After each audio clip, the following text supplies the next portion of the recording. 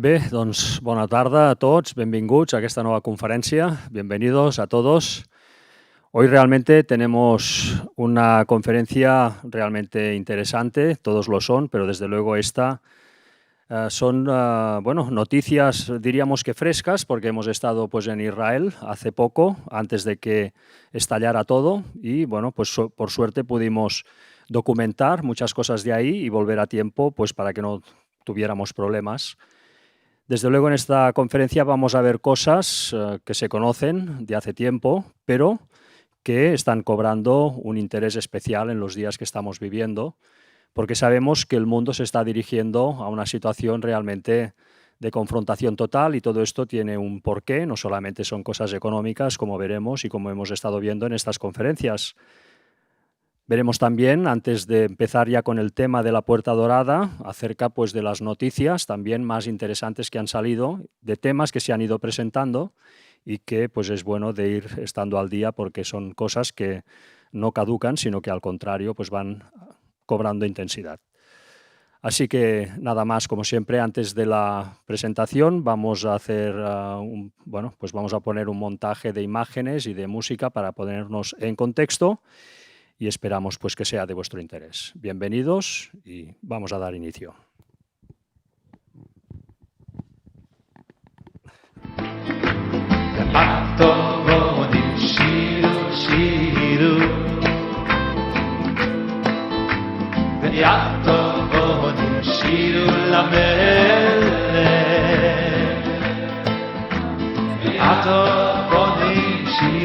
שירו שירו למלך בסיפר אספויו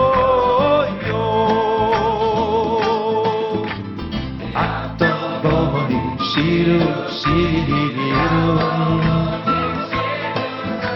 ואטובונים שירו למלך ואטובונים שירו שירו למלך סיפר אספויו איי איי איי איי ויעשה יעבודו בו יעבודו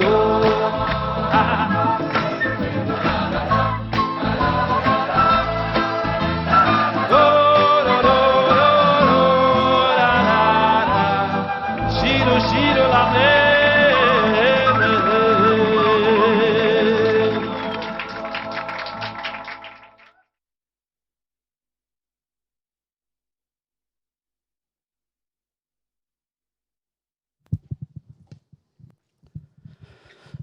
Buenas tardes a todos.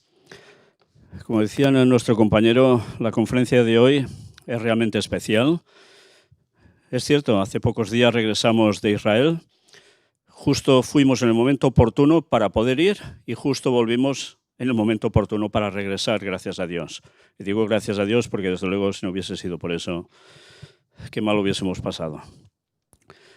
Hemos de deciros que seguimos en contacto con algunas de las personas que estaban en el hotel, precisamente, recepcionistas, y lo están pasando muy mal. Tienen temor de llegar hasta su lugar de trabajo. El punto más próximo para refugio está a 10 minutos y a 10 minutos pueden pasar muchas cosas. Hay hoteles que sí, que ya tienen todo previsto, unas cámaras en concreto de refugio, pero hay otros que no. En el que nosotros estuvimos no tenía nada de eso, nos han informado. La situación sigue siendo muy tensa, hay mucha información que no se está transmitiendo de lo que está aconteciendo en ese lugar. Se narra mucho todo lo que está pasando en el sector afectado por parte de Irán y demás, pero realmente de lo que está pasando en Israel en concreto no se está informando todo lo que debería informarse.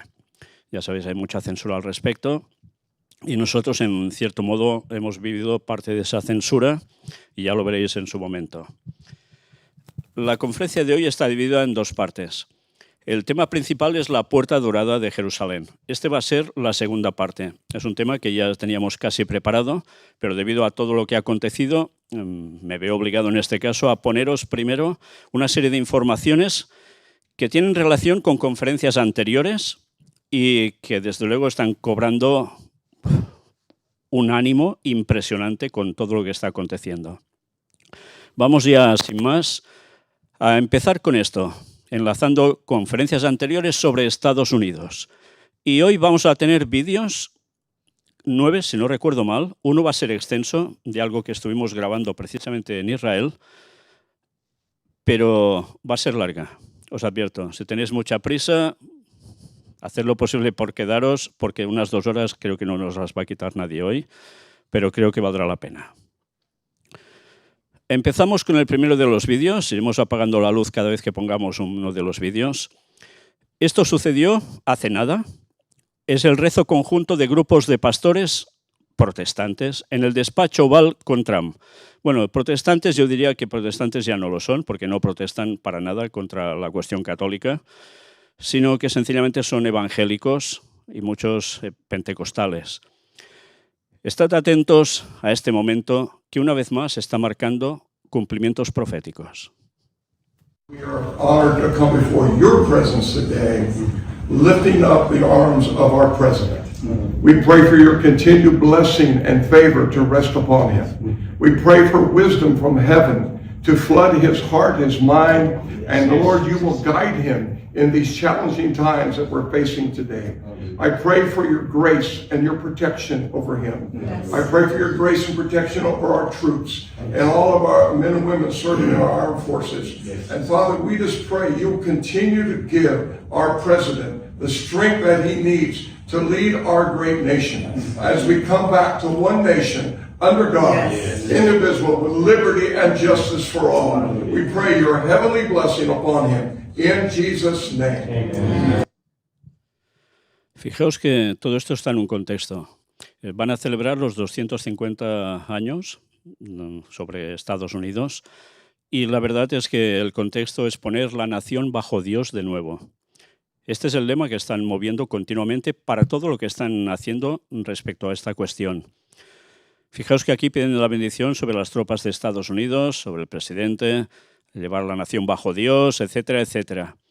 Le están imponiendo las manos. Todo esto son pastores principales de iglesias importantes en Estados Unidos. Pero ¿habéis visto que hay una señora de rojo justo al lado? Es quizás la persona más influyente en el mundo protestante, por decirlo de algún modo, yo diría evangélico pentecostal directamente, que influye sobre Donald Trump, o al menos es lo que nos muestran. Estad atentos precisamente a este segundo vídeo. I go, God rules. When I walk on White House grounds, God walks on White House grounds. I had every right and authority to declare the White House as holy ground because I was standing there, and where I stand is holy.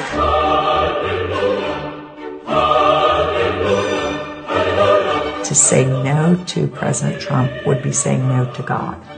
And I won't do that. We are in a spiritual war right now. Let every demonic network that has aligned itself against the purpose, against the calling of President Trump, let it be broken, let it be torn down in the name of Jesus. You want me to tell you what my thoughts are? The thoughts of the King of Kings, the thoughts of the Lord of Lords. I'm downloading heaven. Hey!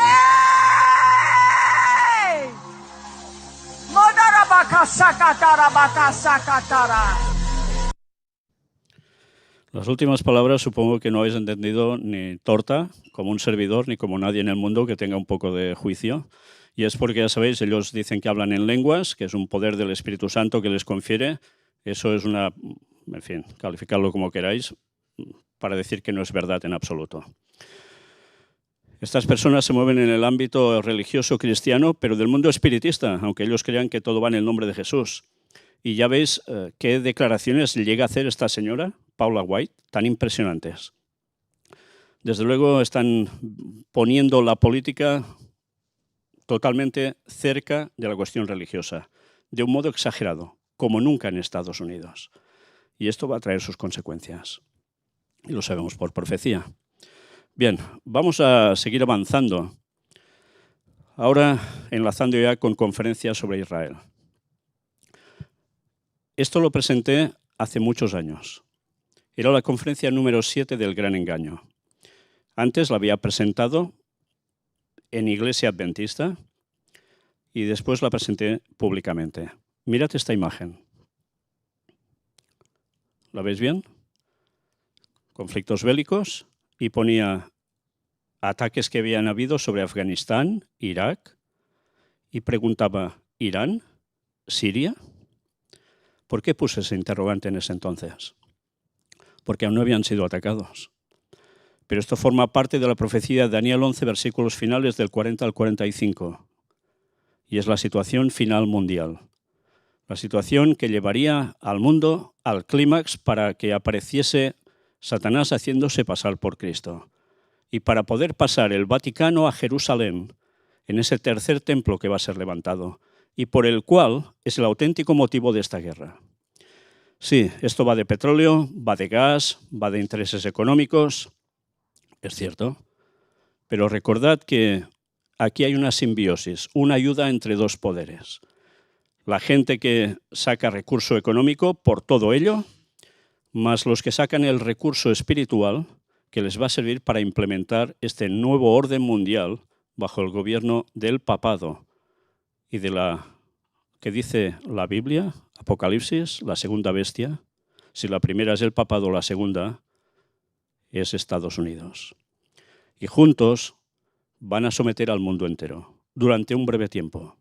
Y allí aparecerá precisamente Satanás haciéndose pasar por Cristo. Hemos venido avisando de esto.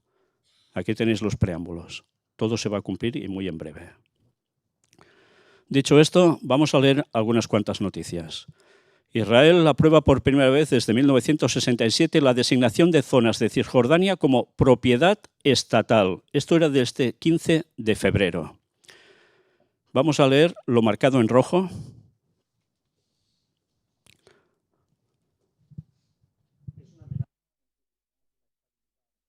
Peligrosa escalada y una flagrante violación del derecho internacional y las resoluciones de legitimidad internacional, ha condenado la presidencia en un comunicado recogido por la agencia oficial de noticias WAFA.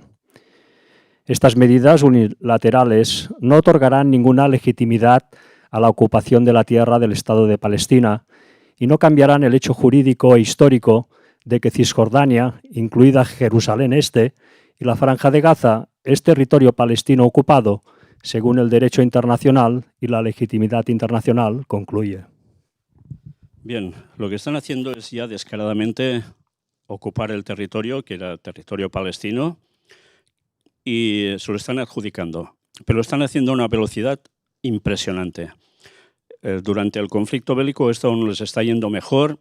Ayer mismo estaba viendo cómo los colonos israelíes lo que están haciendo es ataques continuos contra tierras palestinas.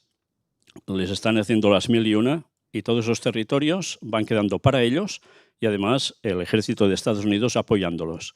Con lo cual queda claro que se busca el gran Israel sí o sí. Estados árabes y Liga Árabe rechazan dichos de Huckabee sobre un derecho bíblico de Israel en la región. ¿Sabéis quién es este señor? Huckabee es el embajador de Estados Unidos en Israel. Tenemos una experiencia que hemos vivido respecto a él ahora que hemos estado allí. Estábamos en la puerta de Damasco y había unos evangélicos, bautistas en concreto, de Estados Unidos, que estaban hablando con un megáfono fuertemente, predicando a Jesús.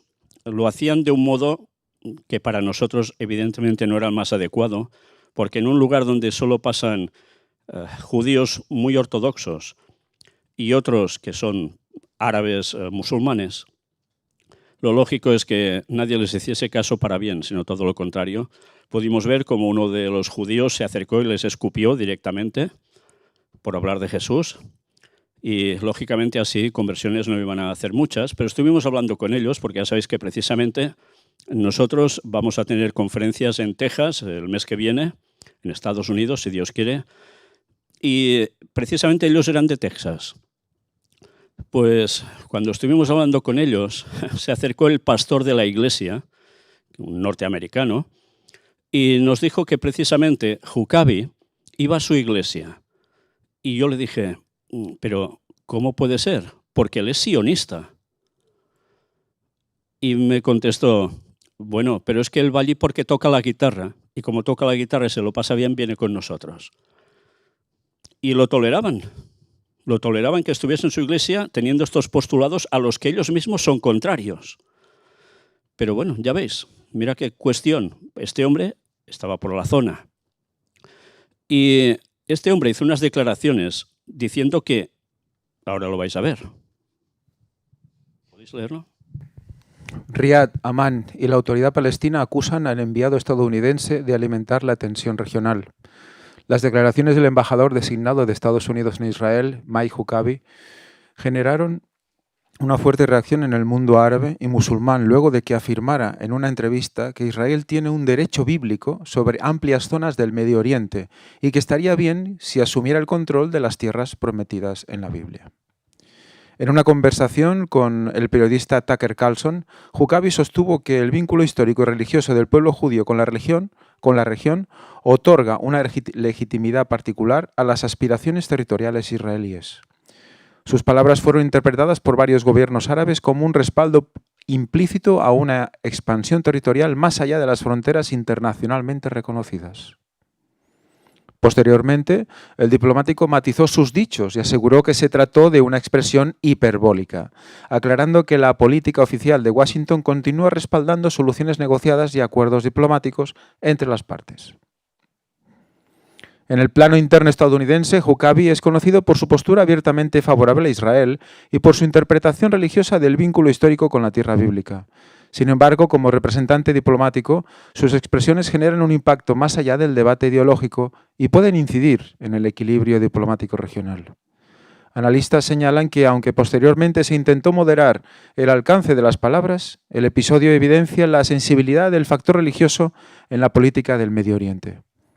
En una región donde historia, fe y soberanía se entrelazan, incluso las declaraciones retóricas pueden tener consecuencias estratégicas. Bien, pues esas declaraciones incendiaron mucha parte de Oriente Medio, porque decían, ¿cómo puede ser? Está abogando para que Israel se quede tierras que van desde el Nilo hasta el Éufrates. Y ya vimos, lo presentamos en conferencias aquí mismo, cómo realmente es lo que están buscando, el gran Israel.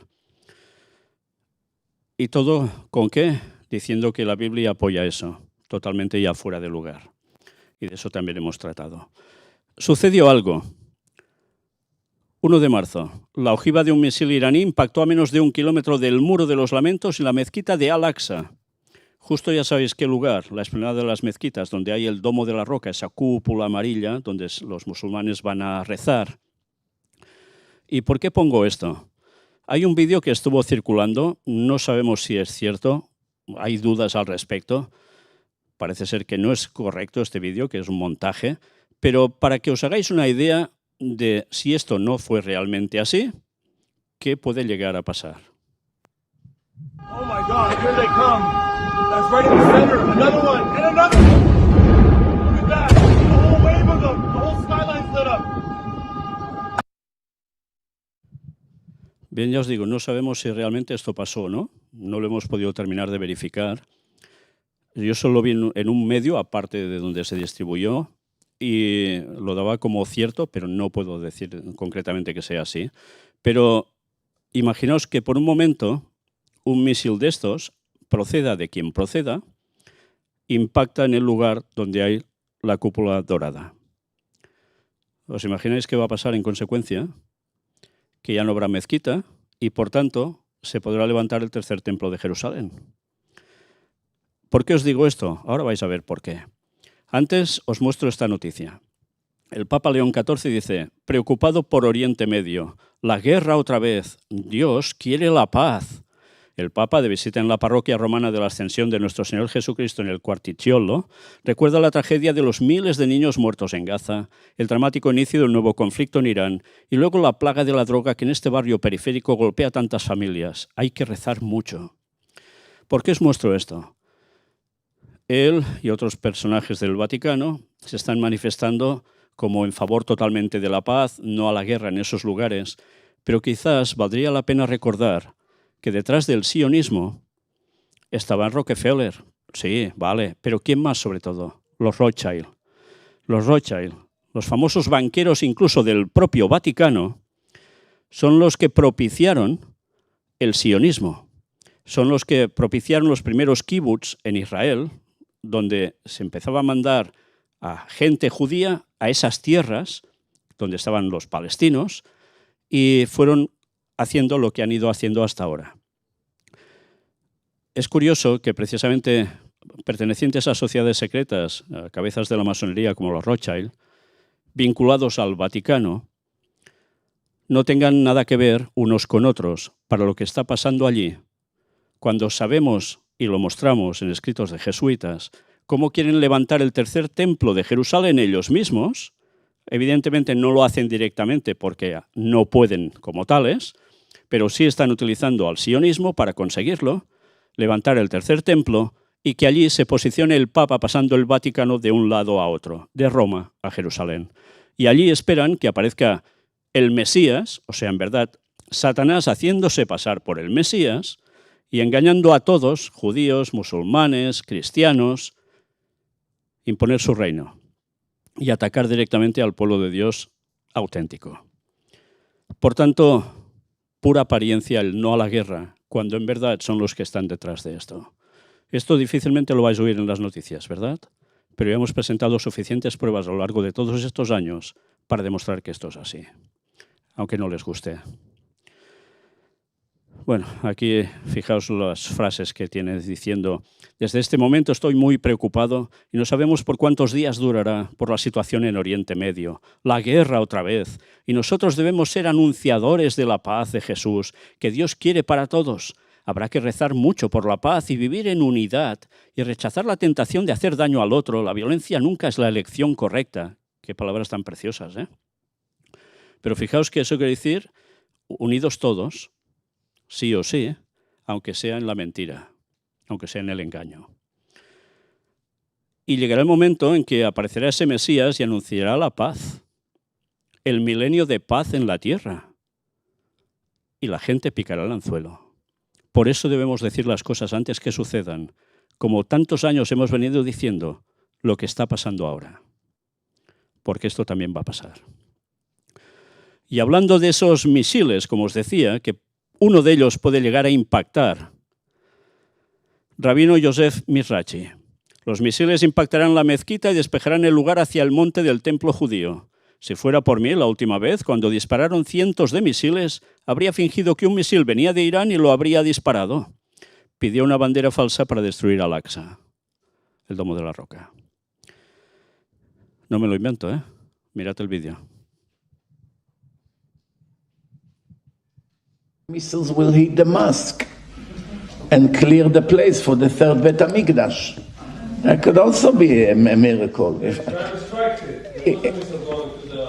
If it was up to me, the last time when they shot hundreds of missiles, I would pretend that one missile came from Iran and shoot it down.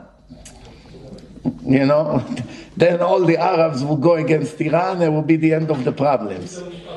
You make them fight with each other, this bunch of lunatics.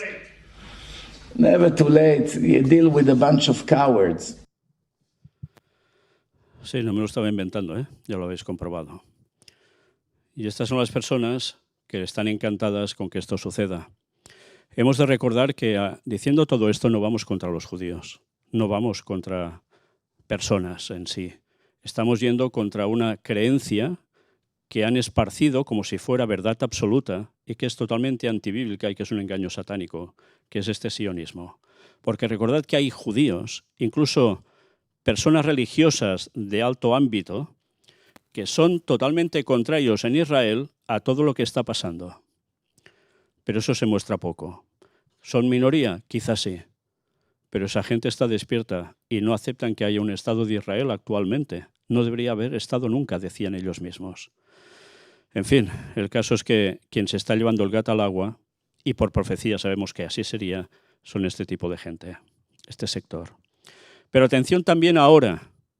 El ex primer ministro israelí Naftali Bennett dijo hace unos días: Turquía es el nuevo Irán. No se detendrán en Teherán. Israel es una amenaza para todo Oriente Medio. Estad atentos también a este vídeo. A new Turkish threat is emerging. I want to be very clear. Turkey and Qatar have gained influence in Syria, are seeking influence elsewhere and everywhere throughout the region. And from here, I warn, Turkey is the new Iran. Erdogan is sophisticated, dangerous, and he seeks to encircle Israel. And while some senior Israelis were on Qatar's payroll, Qatar and Turkey are nourishing the Islamic Brotherhood monster that is growing and eventually might become as dangerous as the one created by Iran. Turkey and Qatar are gaining influence not only in Syria, but also in Gaza, through the front door, and everywhere, and trying to create a new choke ring. Turkey is trying to flip Saudi Arabia against us and establish a hostile Sunni axis with nuclear Pakistan. Sí, cita Pakistán también. ¿Creéis que acaso se ha producido esta guerra entre Pakistán y sus vecinos ahora porque sí? No, porque todo va ligado. Pero ya veis, ¿cuál es el próximo objetivo? Sí, Cuba, ya lo ha dicho Trump, en 15 días o así, seguramente también irán directamente a por ellos. Nicaragua, también. Esto en Latinoamérica o Hispanoamérica. Pero los que tienen más cerca a Israel son Turquía. Y sabéis, las profecías hablaban de Turquía. Y cómo al final también tendría un papel protagonista a tope en los momentos decisivos de la historia de la humanidad. Y que Turquía también pagará consecuencias. Hasta ahora Turquía se ha mantenido siempre con un pie en cada lado jugando magistralmente. Por eso siguen estando allí. Pero esto también se les va a acabar. Y está profetizado. Y los pasos se van dando. Desde luego, quien no quiera creer en la verdad bíblica, bien interpretada, lo va a tener fatal en muy poco tiempo. Sigamos avanzando. Esto es lo que realmente preocupa a Israel de Turquía, según Tucker Carlson. El periodista analizó las palabras del ex primer ministro israelí, Naftali Bennett, que hemos visto ahora, sobre la nueva amenaza turca que está surgiendo en la región. Y mirad, me salto esta parte para ir directamente a esta. Para Carlson, estas palabras tienen una lectura distinta. Cuando Bennett dice es peligroso, lo que realmente quiere decir es soberano. No podemos decirle qué hacer. No lo controlamos del todo, interpretó el periodista. El verdadero problema con Turquía es que no puede ser controlada, por lo tanto es una amenaza para Israel. Y de nuevo, no es que ataque a Israel, concluyó. En enero de 2025, un comité israelí recomendó prepararse para una posible guerra con Turquía y aumentar el presupuesto de defensa. El primer ministro de Israel, Benjamin Netanyahu, declaró entonces que tras Irán están entrando en escena nuevas fuerzas y que debían estar preparados.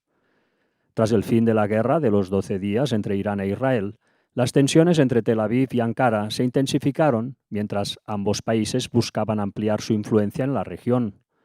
Medios israelíes incrementaron su retórica contra Turquía, mientras que Erdogan advirtió que las acciones de Israel representan un peligro para la estabilidad regional. Por tanto, queda claro que Turquía también le tocará. Organismo de control afirma que a las tropas estadounidenses se les dice que la guerra contra Irán tiene como objetivo provocar el Armagedón. Esta noticia corrió también impresionantemente por todos los medios.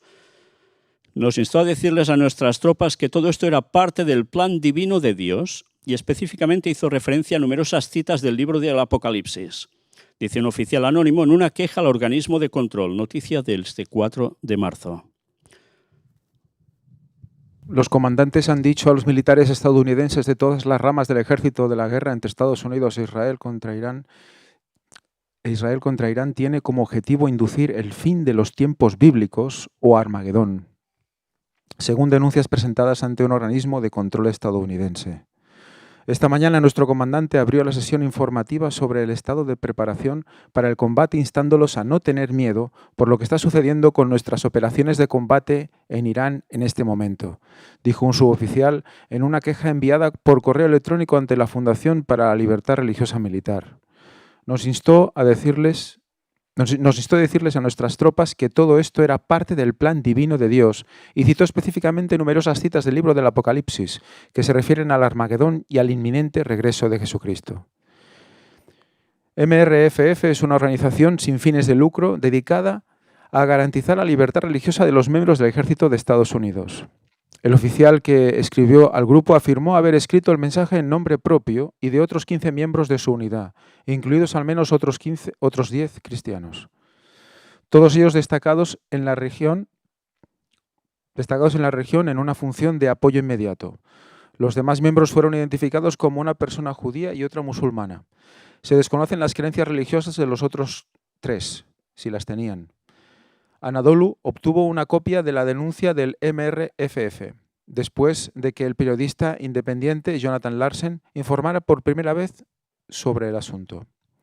El mensaje del oficial fue uno de los más de 200 que la Fundación ha recibido en más de 50 unidades militares desde el sábado, cuando el presidente estadounidense Donald Trump anunció el comienzo de amplios ataques contra Irán, una campaña que Estados Unidos está emprendiendo junto con Israel. El oficial, cuya identidad fue ocultada por la Fundación por temor a represalias del Pentágono, dijo que el comandante le dijo además a la unidad que Trump ha sido ungido por Jesús para encender la señal de fuego en Irán para causar el Armagedón y marcar su regreso a la tierra. Tenía una gran sonrisa en el rostro cuando dijo todo esto, lo que hizo que su mensaje pareciera aún más descabellado. Nuestro comandante probablemente sería descrito como un partidario de la idea de cristiano primero, dijo el oficial, que se identifica como cristiano. Lleva mucho tiempo así y deja claro que desea que todos los que estamos bajo su mando nos volvamos cristianos como él, pero lo que hizo esta mañana fue tan tóxico y se pasó de la raya que sorprendió a muchos de los que asistimos a la sesión informativa sobre preparación para las operaciones. Anadolu envió múltiples solicitudes de comentarios al Pentágono, pero ninguna recibió respuesta hasta el momento de la publicación. El ataque israelí estadounidense ha tenido fuertes connotaciones religiosas. Un día después de la ofensiva, el primer ministro israelí, Benjamin Netanyahu, hizo referencia a un mandato de la Torá que compara al régimen iraní con un antiguo enemigo bíblico, un mandato que también se ha invocado en referencia a los palestinos. En la Parashá de esta semana leemos: «Recuerda lo que te hizo Amalek, recordamos y actuamos», dijo durante una visita a un lugar alcanzado por un misil iraní. Los amalecitas son descritos en la Biblia hebrea como un adversario persistente de los israelitas y están asociados con un mandamiento de la Torá de borrar su memoria. El aumento de la retórica religiosa, una amenaza inmediata. Mickey Weinstein, exoficial de la Fuerza Aérea y asesor legal de la Casa Blanca bajo el gobierno de Ronald Reagan, ahora presidente de la MRFF, afirmó que el secretario de Defensa Pete Hegseth ha demolido con un martillo neumático las antiguas barreras entre la Iglesia y el Estado en el Pentágono desde que asumió el cargo el año pasado. Los MAGA han destruido esto. Su solución aprobada es ser heterosexual, blanco, cristiano y hombre. Y eso ya es bastante malo cuando encuentras nacionalismo cristiano en escuelas primarias, secundarias, preparatorias y universidades, ¿verdad? En las legislaturas, la policía, los bomberos, los trabajadores de alcantarillado, dijo Weinstein. Pero cuando lo encuentras donde están todas las armas nucleares, las armas guiadas por láser y los drones, es una amenaza absoluta, una amenaza inmediata. No un cambio, sino una amenaza inmediata a la seguridad nacional de nuestro país y del mundo, añadió. Parte de la inyección de religión de Hegseth en el Pentágono han sido las reuniones mensuales de oración en las que recientemente participó Doug Wilson, un nacionalista cristiano evangélico de extrema derecha que ha defendido la esclavitud, pedido una reversión de los derechos de las mujeres y propuesto que Estados Unidos se convierta en una teocracia. Lo que Hegseth ha hecho ha sido destrozar la esencia misma de nuestras Fuerzas Armadas estadounidenses, destruyendo lo que nuestra Corte Suprema de Estados Unidos ha determinado que es el interés gubernamental imperioso cuando se trata de la primera enmienda en nuestras Fuerzas Armadas, que es maximizar su letalidad. Y eso se hace maximizando el buen orden, la moral, la disciplina, la cohesión de la unidad, la salud y la seguridad de las tropas y el cumplimiento de la misión, dijo Weinstein. Inyectar el nacionalismo cristiano en un ejército multirracial y multirreligioso contradice radicalmente sus fundamentos tradicionales. En cambio, Weinstein afirmó, el concepto que Hegseth promueve es el de Cristo para toda la vida. Esa revisión, añadió, ha contribuido al dramático aumento de quejas que la Fundación ha recibido tras la decisión de Trump de iniciar una guerra con Irán. está en pleno auge, dijo Weinstein, sobre el volumen de contactos que llegaba a su oficina. Ahora que se ha roto el hielo, nos están inundando. Bien, ya veis que la separación Iglesia-Estado en Estados Unidos está desapareciendo del mapa. Y verdaderamente esto es peligroso cuando se trata del ejército y lo vinculan con el regreso de Jesús por Armagedón. Armagedón, para los que no sabéis de qué va todo esto, forma parte de la plaga final, una de las plagas finales, en las cuales va a haber una guerra brutal en una zona que vais a ver próximamente en conferencias que os vamos a presentar. Estuvimos allí. Veréis que es una explanada inmensa donde va a haber un combate tremendo entre muchos ejércitos, pero a su vez es una guerra contra el pueblo de Dios que esté guardando el sábado, que sea fiel al Señor, porque todo el resto del mundo irá por ellos, porque habrán creído en las palabras de Satanás haciéndose pasar por Jesús. Entonces, esto conviene que lo sepamos. Los pasos se van dando uno tras otro para que todo se cumpla, y es inapelable. Aquí tenéis una noticia añadida a esto. Tropas estadounidenses denuncian a altos mandos por llamar plan de Dios la guerra contra Irán. El secretario de Guerra realiza reuniones de rezo mensuales y estudios de la Biblia con un predicador que dice que Dios ordena a Estados Unidos apoyar a Israel. En fin, sin comentarios, pero leamos lo que nos dicen aquí. Desde el nombramiento de Pete Hegseth como secretario de Guerra, el cristianismo evangélico ha llegado a los niveles más altos del ejército, con reuniones de rezo mensuales y estudios de la Biblia, bajo un predicador que dice que Dios ordena a Estados Unidos apoyar a Israel, bajo la enseñanza de que Dios bendice a los aliados de Israel y castiga a los enemigos, incluso cuando ellos mataron a Jesús. Esto último es calificado de antisemitismo. En octubre de 2023, el periodista Adam Gabat explicó que los grupos evangélicos de Estados Unidos apoyan a Israel porque, según sus creencias, el retorno de los judíos a la región iniciará un conteo a 7 años de Armagedón, tras lo cual Cristo volverá. Bien, la interpretación profética va desmedida porque no hay profecía de 7 años finales, pero sí de 3 y medio. Esto lo hemos explicado en otras conferencias, en estudios bíblicos y demás. Pero ellos creen que esto puede llegar a ser así. Desde luego es que no aciertan una. Y desde luego quien los dirige evidentemente no es Dios. Ahora enlazaremos también con conferencias sobre Israel y fenómeno ovni. Sí, vaya dos cosas, ¿no? ¿Recordáis que mostramos cómo algo se ponía sobre el domo de la roca y si era un ovni no era un ovni en esos momentos y cómo se esfumaba en un momento? Pues mirad esto, informes de que hoy se vio un ovni con forma de orbe brillante sobre Karaj, Irán, antes de los ataques estadounidenses e israelíes. Era el 28 de febrero. ¿Veis la fotografía? ¿Veis ese puntito en el espacio, en el cielo? Pues ahora lo podréis ver en vídeo. این چیه تو آسمون؟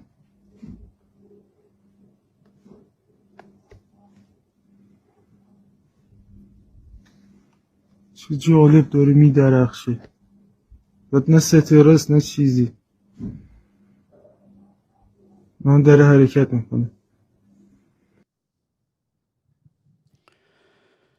Y esto no es un caso único. Orbes que aparecen en estos momentos de conflicto y en ciertos lugares que tienen que ver con cuestión nuclear. Mirad, como sabía que esto eran datos, pregunté a la inteligencia artificial que me mostrara dónde estaban y bueno, me terminó diciendo esto. Cuando en 2025 Estados Unidos, ATECO e Irán se vieron orbes en el cielo, en 2025 se registraron un número significativo de avistamientos de fenómenos anómalos no identificados, comúnmente conocidos como orbes o luces misteriosas en diversas partes del mundo, incluyendo Estados Unidos e Irán. Aquí están los detalles claves sobre el avistamiento de orbes y fenómenos extraños en el cielo en 2025. Y aquí tenéis unos cuantos que se van citando, ya veis, también en Irak, Irán, etcétera, etcétera. Curiosamente, esto suele pasar cuando está a punto de estallar un conflicto o cuando empieza a estallar. Y no son, por lo que se indica, nunca naves que se sepan que tiene la tecnología humana. Aparecen y desaparecen en un momento. A veces es uno, a veces son más. Da que pensar, ¿no? Los ángeles caídos también hacen las suyas. Enlazando con anteriores conferencias sobre el fenómeno OVNI, concretamente sobre esto, aparece esta otra noticia. Archivos OVNI desclasificados revelan una esfera brillante gigante sobre una base militar que estuvo oculta durante 35 años. Mira qué nos cuentan. Documentos desclasificados de hace más de 3 décadas han revelado cómo se encubrió un encuentro con un presunto ovni en el Polo Sur. Los registros revelados este año por el Ministerio de Relaciones Exteriores de Argentina han confirmado el relato de un testigo ocular de 1991, cuando personal militar e investigadores civiles en la Antártida detectaron y luego vieron un gran platillo volador sobre su base.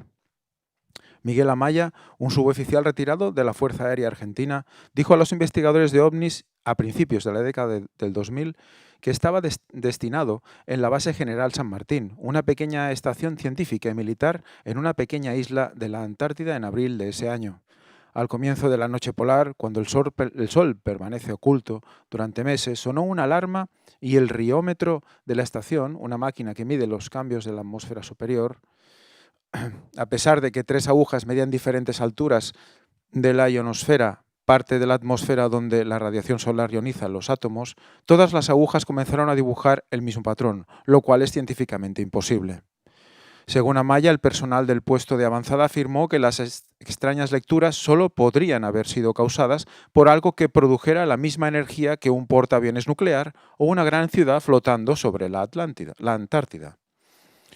Horas más tarde, otro miembro de la base estaba caminando afuera durante una tormenta de nieve cuando supuestamente vio un enorme círculo de luz que se movía lenta y silenciosamente justo sobre el edificio. El incidente de 1991 finalmente salió a la luz después de que Amaya afirmó que a él y a otros miembros de la Base General San Martín se les dijo que nunca hablaran sobre lo que habían visto por parte de sus superiores. Se informó que utilizaron más de 120 pies de papel durante el incidente, que duró 4 horas y media en la Base General de San Martín, y Amaya reveló que las agujas se movían tan violentamente que se salieron del papel varias veces. Este equipo empezó registrando normalmente, pero después de 5 minutos, las 3 agujas indicadoras comenzaron a hacer las mismas marcas, lo cual el ingeniero explicó que era imposible, dijo Amaya en su entrevista con Cefora, traducida al inglés. A veces estas señales se cortaban y todo continuaba con normalidad. Luego, durante periodos de 10 o 15 minutos, volvía a arrancar, a veces con tanta fuerza que las agujas saltaban de la cinta. Las increíbles lecturas comenzaron alrededor de la 1 a.m., hora local, y continuaron durante toda la noche. Aproximadamente 16 horas después, a las 10 p.m., Amaya dijo que un operador de radio de Argentina, el ejército vio la misteriosa nave cuando salía de la base caminando. Observó un enorme círculo de luz, muy tenue debido a la capa de nubes que pasaba por encima de la base, pero aún visible, y se movía muy lenta y silenciosamente hacia el mar, afirmó Amaya en su testimonio. El observador meteorológico señaló que cuando el hombre que vio el ovni pudo llamar al resto de la base para que saliera a verlo, la nave ya había desaparecido. El artículo sigue, nos va contando aún con más detalles todo. Nos lo vamos a saltar para ir un poco más deprisa, pero démonos cuenta como ahora de repente empiezan a salir informes ovni por todas partes y especialmente desde que el presidente Donald Trump habló de que van a mostrar públicamente los datos que tienen al respecto su gobierno. Ya lo dijimos, el mundo se está preparando para recibir una información importante y Satanás y sus ángeles lo van a hacer a las 1000 maravillas con el fenómeno ovni.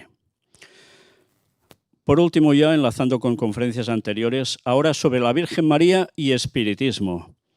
Mirad esto. Impactante. Graban a una estatua de la Virgen María que habla durante la madrugada. Una usuaria de las redes sociales captó el momento en que una figura de la Virgen María parece mover la boca para hablar y el vídeo generó asombro entre creyentes y no creyentes. Fue, dicen, a la 1 de la madrugada. Y vais a ver en la imagen y el sonido, porque se oye unas palabras que desde luego dan bastante repelús.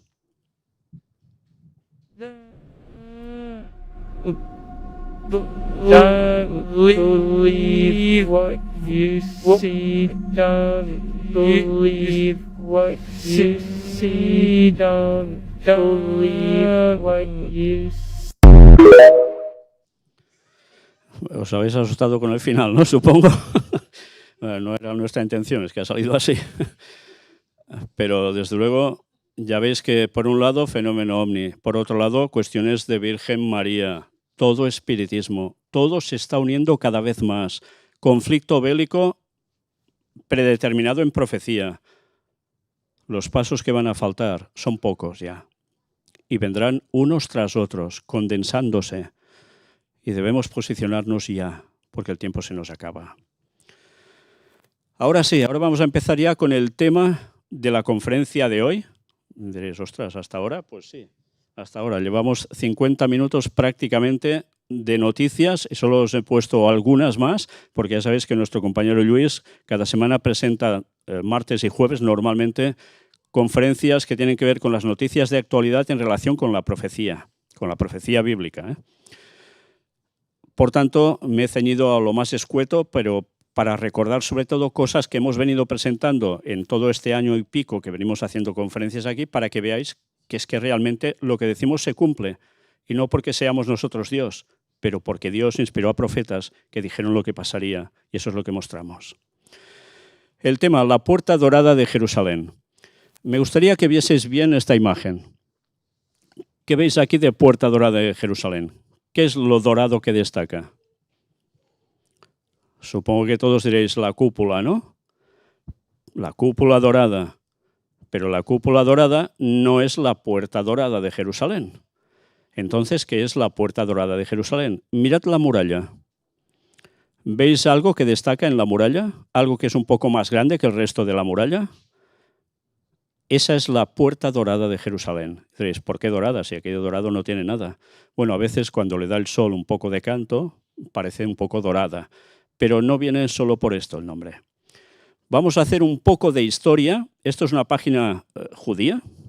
Y vais a ver qué explican ellos sobre la puerta de la misericordia. Estad muy atentos, por favor. Todo lo que necesitas saber sobre uno de los lugares más relevantes para el judaísmo. Lo dice el Talmud. Si un judío se cae 7 veces, se levanta 8.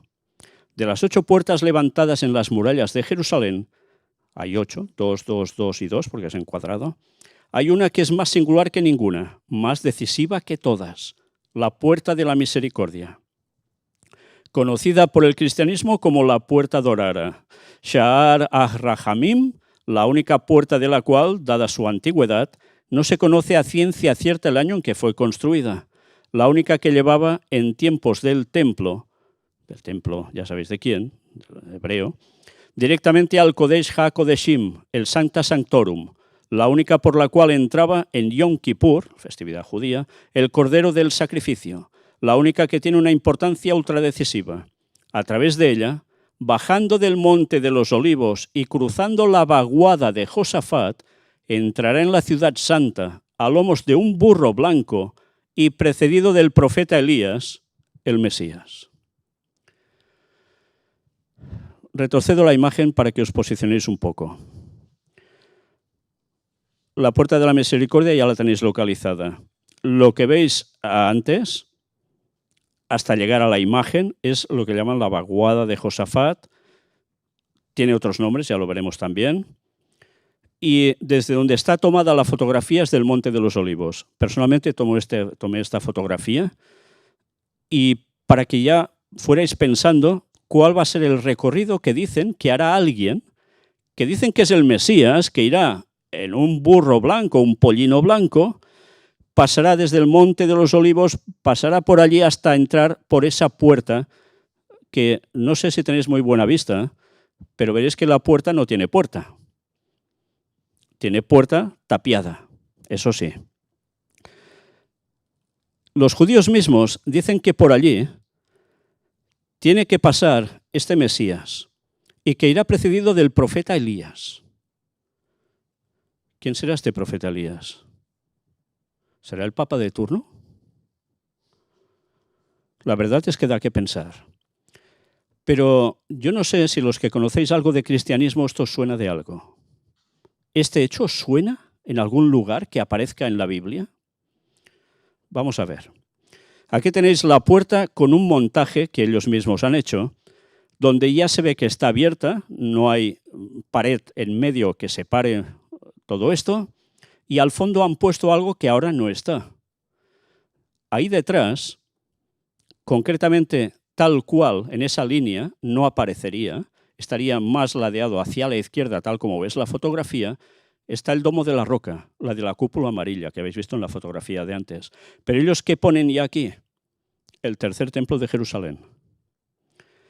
Antaño no se llamaba así, sino la Puerta de Susa, capital del imperio elamita, conquistada a sangre y fuego por babilonios y asirios, capital del imperio persa hasta su conquista por Alejandro Magno. Nehemías y Daniel, profetas hebreos que vivieron en ella cuando el cautiverio babilónico del pueblo de Moisés, allá por el siglo VI antes de la era cristiana, tal como citan ellos. La nombran en sus Kutifim, y sobre esa puerta oriental reconstruida al regreso del cautiverio babilónico, grabaron los judíos retornados el nombre de Susa, en recuerdo del milagro que aún hoy conmemoramos en la fiesta de Purim. Era el año 515 antes de la era cristiana. Y mirad esta fotografía. Cuando estuvimos allí, y ahora vais a ver el vídeo que filmamos, nosotros no pudimos acceder a este lugar.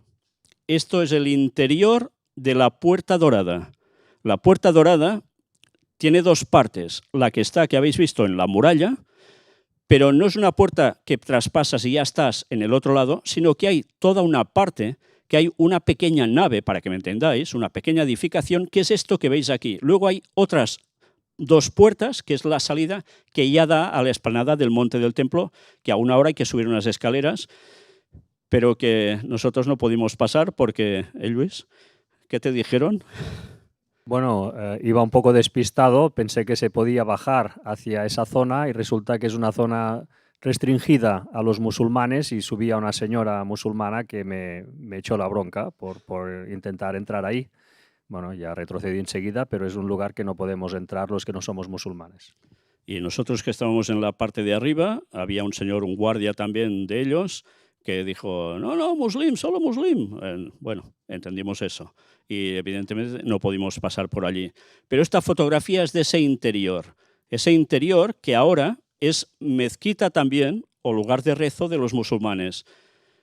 Por eso salía esta señora de por allí, y por eso solo pasan musulmanes y no pueden acceder judíos, ni cristianos, ni nadie más. Lo que veis al fondo, con esas dos ventanitas, por donde entra un poco de luz, es precisamente la parte que da a la muralla, que eso sí que se ve. Luego vinieron Antíoco, el Seleucida, Pompeyo, Tito, Adriano, los romanos, todos ellos destructores, profanadores y profundos enemigos de Adonai, o sea, del Señor. Hasta que en el siglo IV comienza la época bizantina con Constantino I, cuando su madre, Helena, no sabemos con qué crédito arqueológico, busca el lugar donde acabarán edificando el Santo Sepulcro. Desde luego lo dicen en tono de sorna y desde luego es que es pitorreo, porque realmente allí el Santo Sepulcro no fue. Pero ya sabéis que el catolicismo tiene esa vitalidad para generar sitios donde no son. Menciono esto porque si miras la foto, sobre la circunferencia que hay sobre el punto donde convergen los dos arcos, hay un capitel corintio que hace a los arqueólogos pensar que lo que vemos tiene un origen bizantino, el de la puerta. En 1348, la ciudad de David vive bajo el dominio mameluco, esclavos mercenarios de los califas abasidas que acabaron creando un sultanato propio contra el cual se alzaron los otomanos. Y entonces Jerusalén fue asolada por la peste negra. Todos los fallecidos por esta plaga, todos fieles de Mahoma, fueron enterrados en una fosa común frente a esta puerta. No sé si os habéis fijado en la fotografía antes, pero justo delante hay todo un cementerio a tocar la puerta misma. Es ese cementerio del mundo del Islam.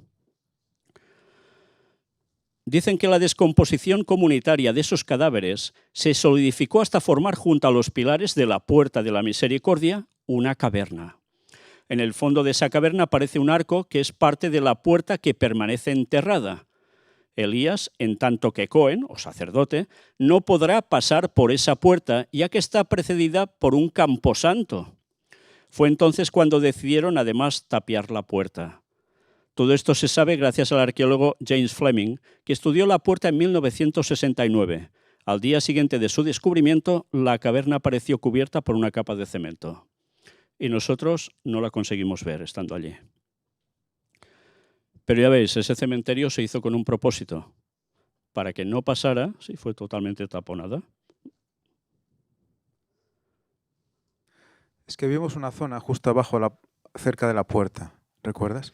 Sí. Justo abajo a la izquierda, además, está un poco diseñada hacia la izquierda, que era una especie de, con una curvatura que podía estar cubriendo una especie de arco y era todo cemento. Sí, sí.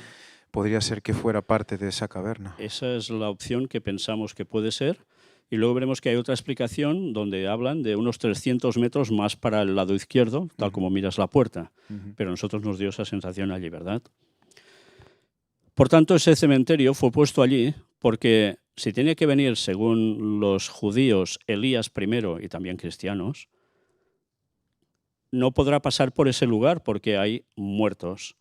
Al haber muertos, no es un terreno santo, por tanto sería impuro y un sacerdote no podría pasar por allí, un sacerdote de esa creencia. Por eso está puesto ese cementerio. Qué cosas, ¿no? Diréis, qué tonterías, pero que se les va la cabeza a todos. Iremos mostrando más al respecto. Cuando el Imperio Otomano arrebató Jerusalén al sultanato mameluco de Egipto, al sultanato, 25 años después de la expulsión de los judíos de Sefarad, Solimán, alias el Magnífico, enemigo acérrimo de Carlos V, ordenó reconstruir las murallas jerosolomitanas, que eso tiene que ver con Jerusalén, año de 1538. Son las murallas que vemos hoy en día. Dicen que al finalizar la obra ordenó decapitar en la puerta de Jafo a los arquitectos encargados del proyecto por haberse olvidado extramuros el monte Sión. Qué cosas, ¿eh? Por tanto, las murallas que veis no son del tiempo de Jesús, tenedlo claro, son posteriores. Al otro lado de lo que podemos ver junto al Monte de los Olivos hay una madrasa, un midrash musulmán, a la cual solo pueden acceder musulmanes. Pero puedes verlo en el vídeo, dice, es la parte que os hemos mostrado. Ahora aquí se nos dan una serie de detalles mientras veis la puerta un poco más grande. ¿Veis las dos ranuras de lo que son las puertas? En medio hay como dos ventanitas, esto es lo que se ve desde ahí dentro. Fijaos, ¿qué hay delante justo? Lápidas. Es el cementerio musulmán, está lleno, lleno. Son metros y metros y metros, tanto a lo ancho como a lo extenso, recorriendo todo este lado de la muralla. La puerta dorada, en el muro oriental del monte del templo, data de 1541 después de Cristo. Y es la más antigua de las 8 puertas de Jerusalén. Durante la época del primer templo, siglo X a.C. a 586 a.C., la puerta oriental era la entrada principal al recinto del templo. La reconstruida puerta oriental de Jerusalén fue la entrada principal al recinto del segundo templo, y la misma puerta por la que Jesús entró montado en un humilde asno en su entrada triunfal el Domingo de Ramos. Por esa puerta, la auténtica, la que está debajo o un poco más para allá, es por donde Jesús ya pasó. Y los evangelios lo describen, que pasó montado en un pollino. Pero claro, los judíos no han aceptado a Jesús como el Mesías. Y creen que deberá venir aún el Mesías y hacer ese recorrido pasando por esa puerta para poderse situar en el monte del templo donde habrá el templo y ser adorado por todo el mundo, y hacer los 1000 años de paz en la tierra. La trampa perfecta. Y por eso fuimos a ese lugar. Esta puerta oriental del segundo templo por la que entró Jesús pudo haber tenido un solo arco.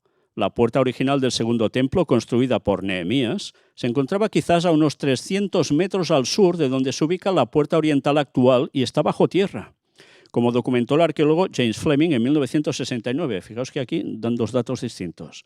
Fue a través de esta puerta inferior, ahora subterránea, por donde Jesús habría entrado a Jerusalén en el año 30 después de Cristo. 30 exactamente no sería. ¿No? ¿Qué año sería?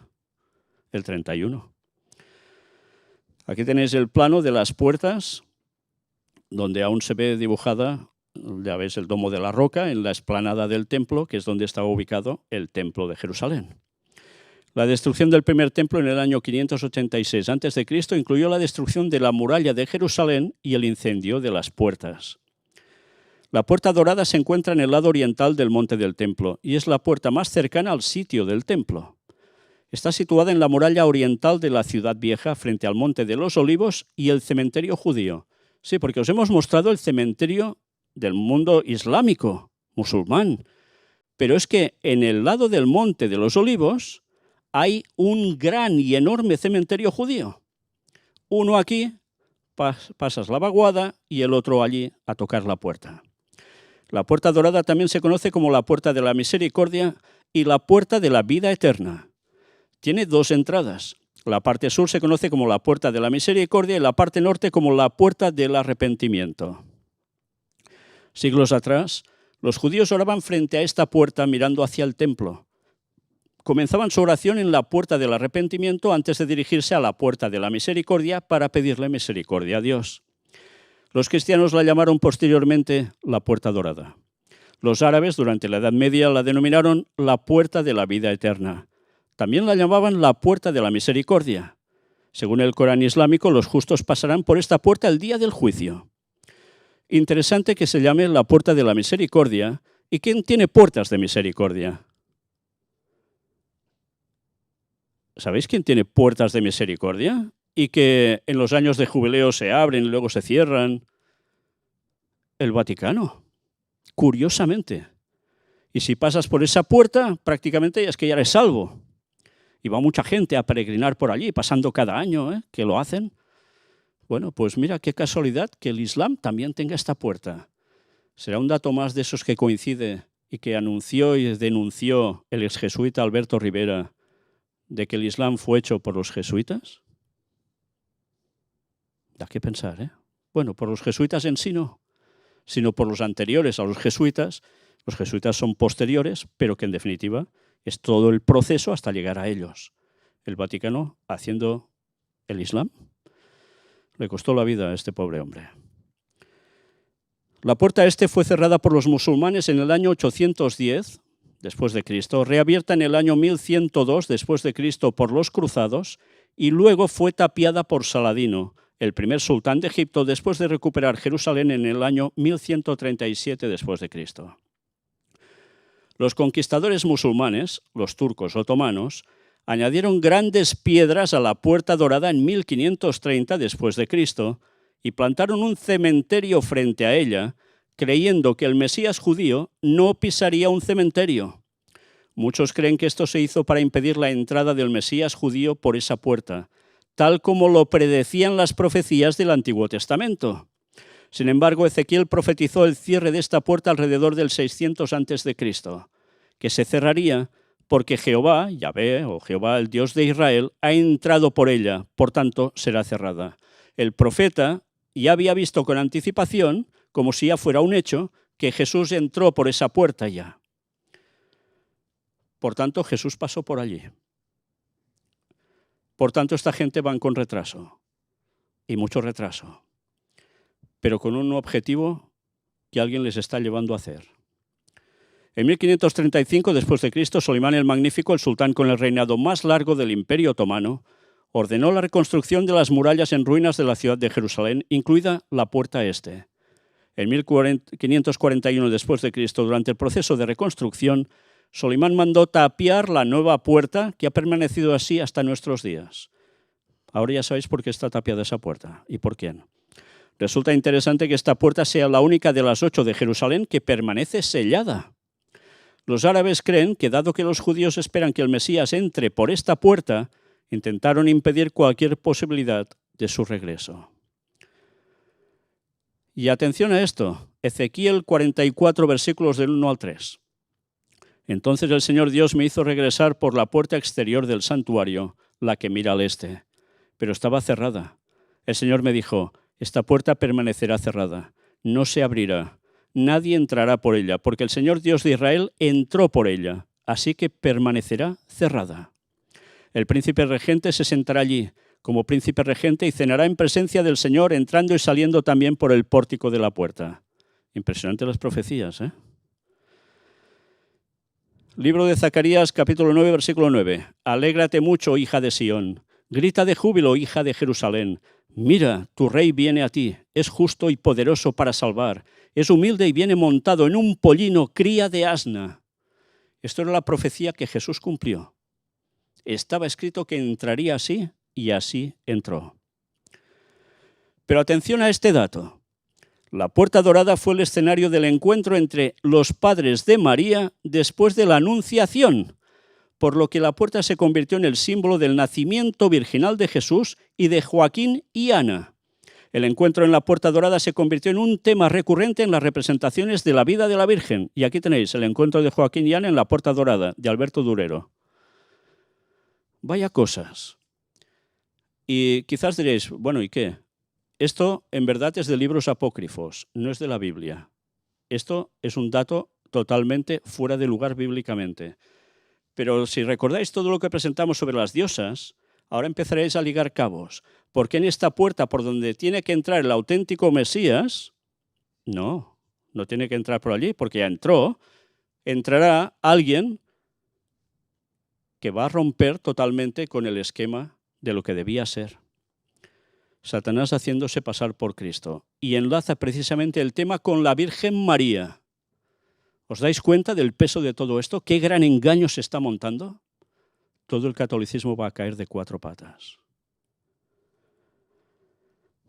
Cuando se acercaron a Jerusalén, dice Mateo 21, del 1 al 3, y llegaron a Betfagé, en el monte de los Olivos, Jesús envió a 2 discípulos por delante diciéndoles, vayan a la aldea que está enfrente de ustedes. Enseguida encontrarán una burra atada y un burrito con ella. Desátenlos y tráiganmelos. Si alguien les dice algo, respondan, el Señor los necesita. Y esa persona los enviará de inmediato. Bien, pues esto es lo que sucedió. La profecía se cumplió. Mateo 21, del 4 al 11 dice, todo esto se hizo para que se cumpliera lo dicho por el profeta. Digan a la hija de Sión, miren, su rey viene a ustedes, humilde, sentado sobre un asno, un pollino, cría de asna. Entonces los discípulos fueron e hicieron como Jesús les había mandado. Trajeron el asno y el pollino, pusieron sus mantos sobre ellos y lo montaron. Y una gran multitud extendió sus mantos por el camino. Otros cortaron ramas de los árboles y las extendieron también por el camino. Entonces la multitud que iba delante y la que iba detrás gritaba, Hosana al Hijo de David, bendito el que viene en el nombre del Señor, Hosana en las alturas. Y cuando entró en Jerusalén, toda la ciudad se conmovió diciendo, ¿quién es este? Entonces la multitud decía, este es Jesús, el profeta de Nazaret de Galilea. ¿Os habéis fijado en las imágenes que habíamos puesto al inicio para ambientar la conferencia de qué iría? Hemos mostrado a un Jesús sentado sobre un pollino que va entrando por una puerta. Y alrededor había gente, pero no era la gente de la época de Jesús. Hemos hecho que la inteligencia artificial nos hiciera un montaje y pusiera gente de nuestros días, alabando precisamente esa entrada de este falso Mesías. Y esto va a suceder. Luego, si queréis, la podemos volver a poner. La entrada triunfal de Jesús en Jerusalén montado en un pollino, que es lo que celebran los católicos en el Domingo de Ramos, se entiende históricamente y bíblicamente que fue por la Puerta Dorada, también llamada Puerta de Oriente o Puerta de la Misericordia en la muralla del Monte del Templo. ¿Por qué se sabe que fue la Puerta Dorada? Está exactamente en la dirección del Monte de los Olivos. Jesús venía desde Betfagé y Betania, descendió el Monte de los Olivos y desde ahí la entrada directa hacia el templo es la Puerta Dorada, la única que da de frente al monte. Es la única, ¿eh? Coincide con la profecía de Ezequiel 44, 1 y 2, donde la Puerta del Oriente está asociada con la entrada de la gloria del Señor. La tradición cristiana temprana, siglos 4 y 5, fija esta puerta como el lugar de la entrada mesiánica. Pero es que aunque no fuera tradición, es un hecho. La Puerta Dorada es la más simbólica porque se vincula con la venida del Mesías, la entrada del Rey de la Gloria. Y ahora vamos a ver un vídeo rodado por nosotros, de cuando estuvimos en esa zona, dando explicaciones además para que una vez con estos datos, y luego mostraremos algunos más, os deis cuenta de la importancia de haber ido a este lugar, porque era necesario que supierais algo que va a pasar. He de deciros que desde donde está tomada esta imagen que veis, bueno, ahora no porque me veis a mí, pero si ponéis la imagen, vais a ver que está tomada desde el Monte de los Olivos. Y esta imagen, más arriba aún, hay un lugar que se ve desde cualquier punto de la ciudad, prácticamente de Jerusalén, un lugar elevado en el Monte de los Olivos, donde hay un edificio que parece ser que era militar, donde hay una bandera de Israel enorme. Allí hay una cámara que es direccionada precisamente a esta zona. ¿Y sabéis por qué? Bueno, evidentemente esto ahora es por cuestión de vigilancia, porque ya saben que allí evidentemente algo va a pasar, ¿no? Y siempre hay tumultos, etcétera, etcétera. Hace años los evangélicos colocaron ya una cámara para emitir en directo las 24 horas del día, esperando el momento en que aparezca el Mesías y cruce esa puerta. No sé cómo. Ahora miras datos y de esa cámara ya no hay nada. Pero en cambio hay dos cámaras, aparte de esta que os he dicho, otra más desplazada hacia la banda izquierda, tal como miráis la muralla, que también está enfocando hacia ese lugar. Imaginaos el momento en que van a suceder muchas cosas. Ahora es el inicio de lo que está pasando. Y que por circunstancias, imaginaos que los judíos consiguen su objetivo, va a pasar, sí o sí.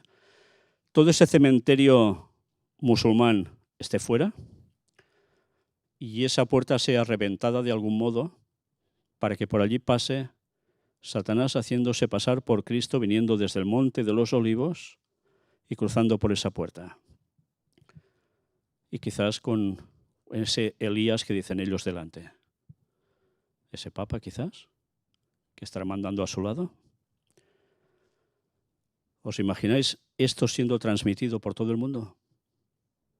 ¿Os dais cuenta como el gran engaño, de ahí el título de nuestras conferencias genéricamente, el gran engaño, sobre todo el gran engaño final, se va a producir y todo el mundo que no esté en la verdad plena va a ser engañado? Se nos dice que cuando se diga está aquí o está allá, no vayáis, no miréis.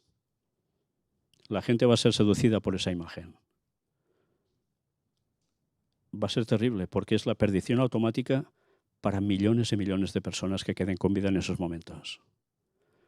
Y si nosotros no sabemos eso, estamos perdidos. Si nosotros no nos posicionamos del lugar correcto, estamos perdidos. Vamos a ver el vídeo. Es un poco extenso.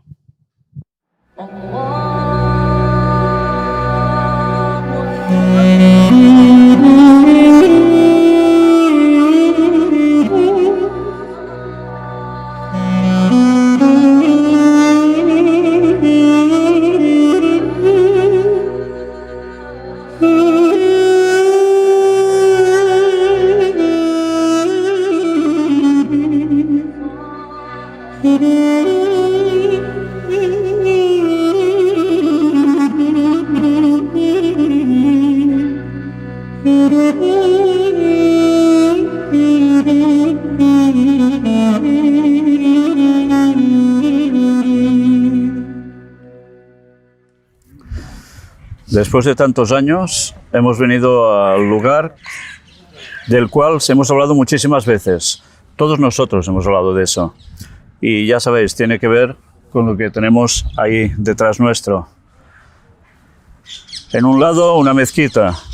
Detrás, otra.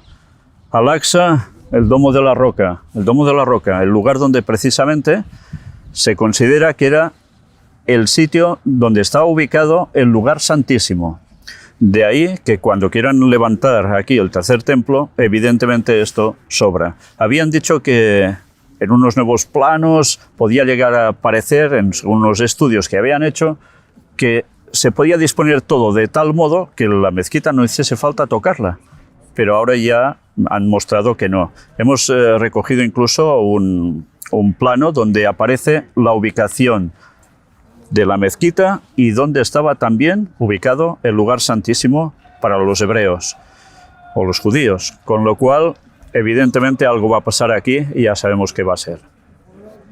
Para nosotros la verdad que esto es un momento histórico por lo que significa este lugar a nivel de profecías y por lo que significa para este ministerio con tantas veces que lo hemos visto en vídeo y hoy estamos aquí.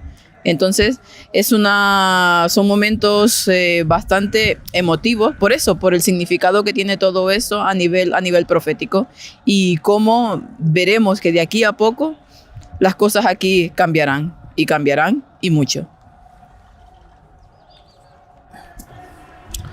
Es muy interesante ver la ubicación, ¿no? Muchas veces hemos tenido que hemos tenido que imaginarnos, ¿no? Pues cómo sería esto de grande, o más o menos las dimensiones y la orientación. Es realmente inmenso. Esto es inmenso. Si podemos ver el domo sería el lugar santísimo. Pero es que hacia la derecha, hacia el este, tendríamos el lugar santo, que es el doble de grande que el lugar santísimo. Y ya mirando totalmente al este, ya tenemos el monte Getsemaní. O sea, para que tengamos una idea de cuál es la situación y la ubicación donde estamos. Es realmente, bueno, la verdad es que a mí me ha superado las dimensiones. Y pensar que este domo muy pronto ya no estará, es verdaderamente solemne saber en qué lugar estamos. Y bueno, no sé si pueden escuchar la cantidad de gente que hay ahí atrás. Me imagino que dentro de ellos habrán levitas también. Cómo celebran, cómo cantan, cómo se regocijan, como sabiendo que muy pronto algo va a suceder aquí. Pronto tendrán su templo, el que tanto ellos desean. Bueno, gracias a Dios que nos da la oportunidad de poder estar aquí. El grupo que está cantando precisamente van escoltados por alguien del ejército de Israel, y es porque evidentemente para los musulmanes esto es una provocación absoluta lo que están haciendo ellos aquí ahora. Toda esta gente se dirige hacia la puerta dorada, donde ellos esperan que va a venir su Mesías. Por tanto, pues con este gran entusiasmo van todos hacia allá para hacer una oración.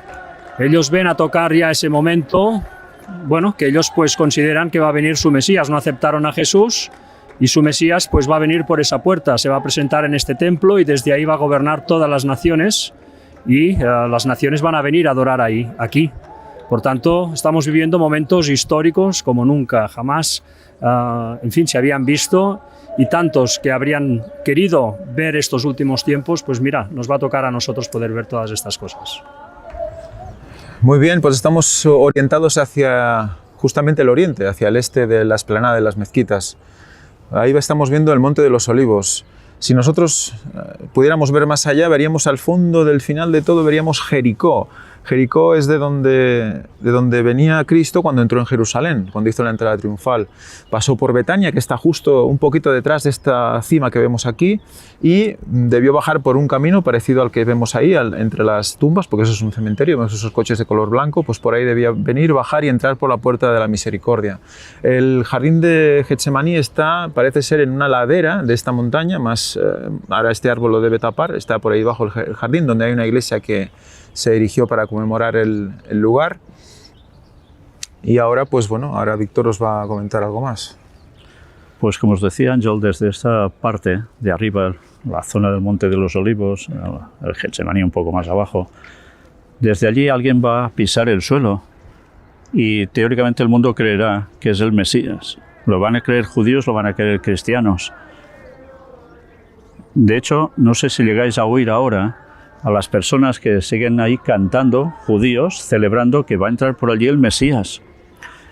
Pues ya sabéis, el texto bíblico nos habla de que Jesús en su segunda venida no pondrá pie en tierra, que eso va a ser en la tercera venida, después del milenio. Pero ellos, confundiendo las profecías, lo aplican a la segunda venida de Jesús los cristianos y a la primera los judíos. Con lo cual, cuando aparezca Satanás, sí pondrá su pie allí y sí descenderá por todo ese camino que veis en bajada, por la carretera, justo al lado de todo ese cementerio, y cruzará descendiendo hasta aquí, donde hay la puerta de la Misericordia, en la cual se habla que allí verdaderamente tiene que cruzar el Mesías. Esa puerta está tapiada. Ahora también lo vamos a mostrar y haremos un poco de historia al respecto, porque hay gente que desconoce lo que realmente hay allí. Y fijaos que todo ese camino, desde allí hasta aquí, para entrar a la puerta de la Misericordia, es lo que va a llevar después a que siga más adelante hasta llegar a esta explanada, que ahora es de las mezquitas, pero que volverá a ser del templo, y va a ser del tercer templo de Jerusalén, el lugar donde se va a posicionar Satanás haciéndose pasar por Cristo como Mesías y el mismo Papa de turno a su lado. Mirad, esta es la puerta de la Misericordia, la puerta dorada.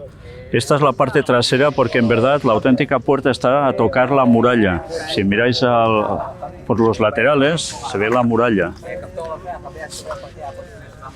Pues fijaos bien, esta muralla es por donde evidentemente el acceso es el bueno, pero justo aquí, entre la muralla y esta otra parte de la edificación, que está hecha igual que la muralla, con esta doble puerta, sirve precisamente para que dentro hayan, no se puede filmar, no nos dejan pasar, hayan toda una serie de alfombras donde se ha convertido en una mezquita. Los musulmanes van a rezar aquí. La auténtica, os digo, está justo detrás de esto a tocar la muralla, pero tal como está todo ubicado, si alguien pasara, debería pasar primero por esa puerta de la muralla y luego por aquí.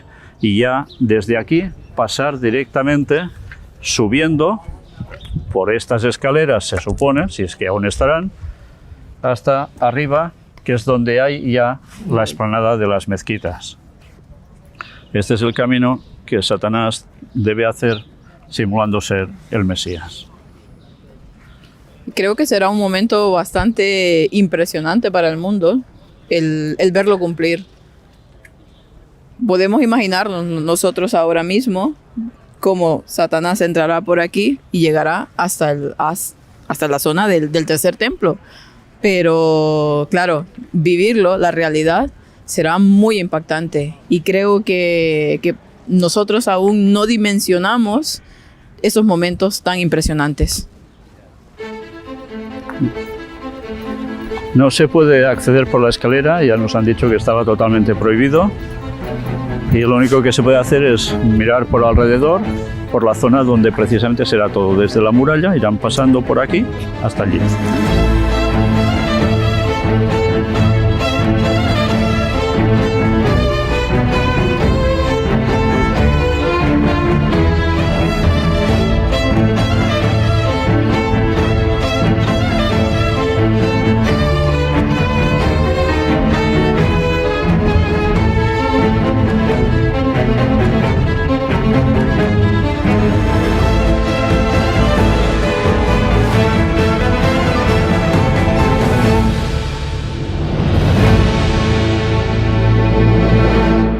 Estamos precisamente ante la Puerta Dorada, conocida también como la Puerta de la Misericordia. Esta puerta es la que, no me digáis cómo, Satanás conseguirá atravesar haciéndose pasar por Jesús. Auténticamente ya pasó alguien por aquí, pero era en la parte inferior que ahora no se puede apreciar para nada. La auténtica puerta estaba bajo esta. Ya sabéis que esto es del periodo otomano, por tanto es posterior. Y nada tiene que ver por donde pasó el auténtico Jesús, que ya sabéis, con un pollino, hijo de asna, pasó. ¿Hará lo mismo el diablo? No sabemos si vendrá en un pollino, seguramente sí, para confundir a judíos y a cristianos. Y vendrá para cruzar por aquí, desde un lugar que está justo ahí enfrente nuestro, detrás de vosotros en la cámara. Ahora Ángel os dirá cuál es ese lugar. Bueno, básicamente tenemos el Monte de los Olivos. Tenemos que pensar que antes había una rampa que unía esta puerta con el monte, sorteando este arroyo y bueno, este valle que tenemos delante. Y claro, era una especie como de acueducto, la forma era como de acueducto, lo vimos ayer en el museo del Instituto del Templo. Entonces era muy fácil pasar de esa dirección para acá en línea recta, pues sea pues como entró Jesús, ¿no? Con un asno. Y claro, es el camino que tendrá que hacer también el falso Mesías cuando entre. ¿Cómo lo hará? No lo sabemos. No sabemos si se reconstruirá algo, simplemente pues él pasará por su poder, ¿no? No tenemos ni idea. Pero la idea es poder, ahora también, cuando acabemos esta parte, poder acceder a aquella zona y subir hacia arriba del Monte de los Olivos. La verdad es que cuando te planteas de aquí a un tiempo, y muy poco tiempo, porque sabemos que el tiempo para que venga Cristo y para que se instaure la ley dominical es muy poco, te pones en esta situación, te imaginas ese momento tan impresionante de cuando todo el mundo caerá de cuatro patas ante el engaño, ante el gran engaño que es Satanás haciéndose pasar por Cristo. pasando precisamente por aquí, confundiendo a la mayoría de personas.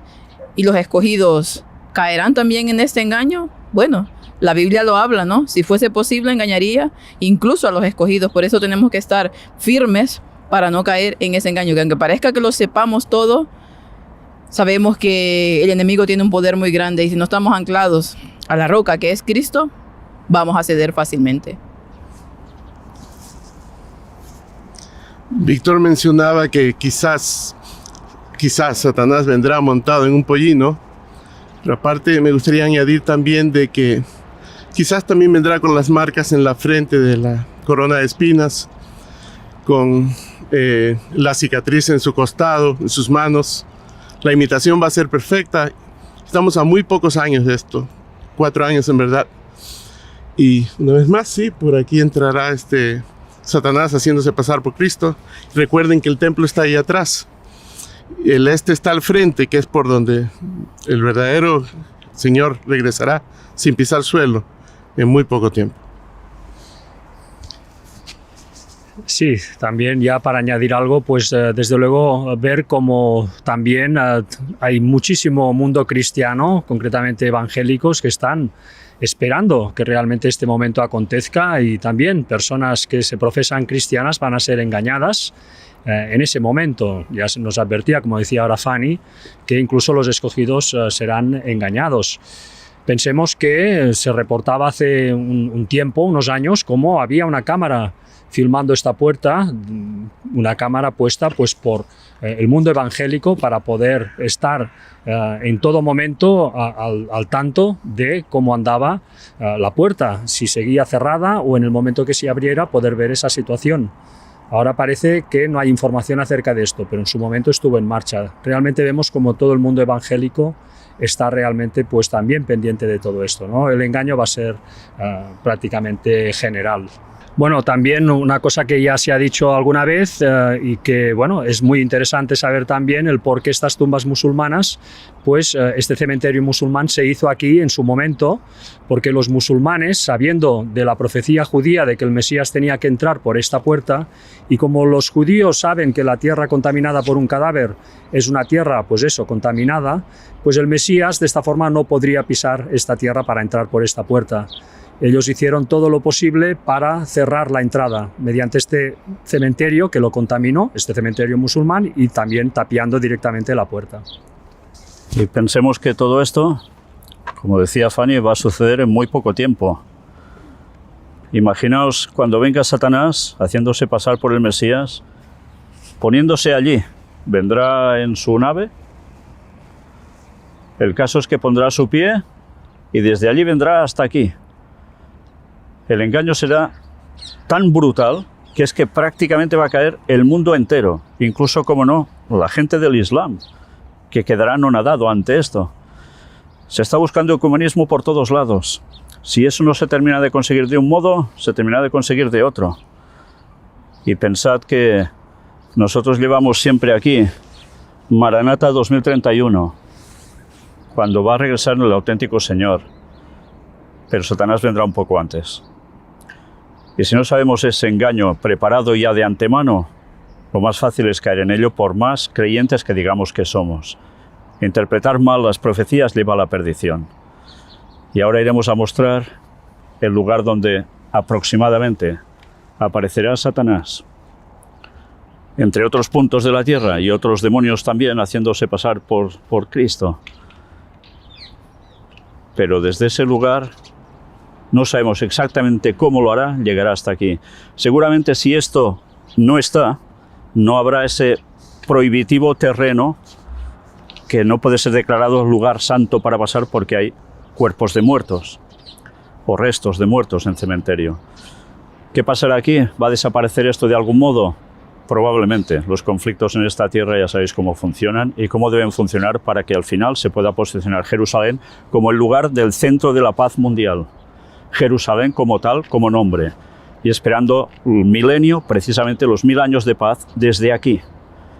Por eso el papado se pondrá al lado de Satanás y los dos son los que estarán gobernando el mundo entero, aunque va a durarles muy poco tiempo. porque las plagas empezarían después de eso muy pronto. Vamos a seguir con lo que vamos a hacer y que Dios nos siga orientando para no desconocer la profecía. Porque, como os decía, no conocer bien la profecía, malinterpretarla, es perdición eterna. De ahí la importancia del trabajo que tenemos que hacer divulgando la verdad, que es tan minoritaria, pero que la gente la conozca para que pueda ser salva. Se tienen que decidir para una cosa u otra. No habrá más. Maranata 2031.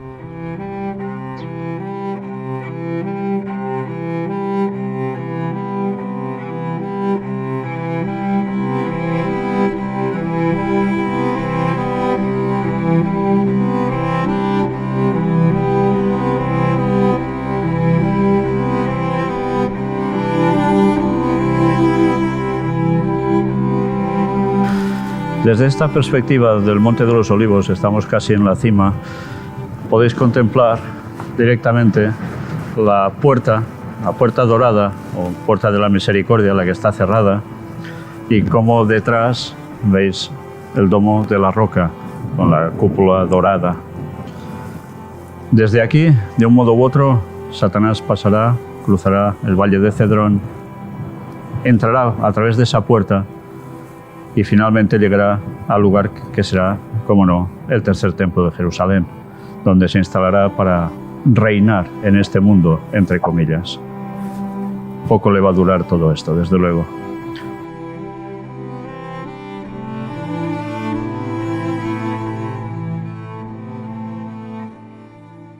Desde aquí ascendió Jesús, en verdad. Si leemos el deseo a todas las gentes, Elena White dice que Cristo dice que llevó a sus discípulos al Monte de los Olivos y luego pasó la cima y se fue hacia Betania, que está mucho más al este. Y cerca de Betania, allí dice que un rayo descendió del cielo de luz y todos se juntaron alrededor de él y ascendieron al cielo.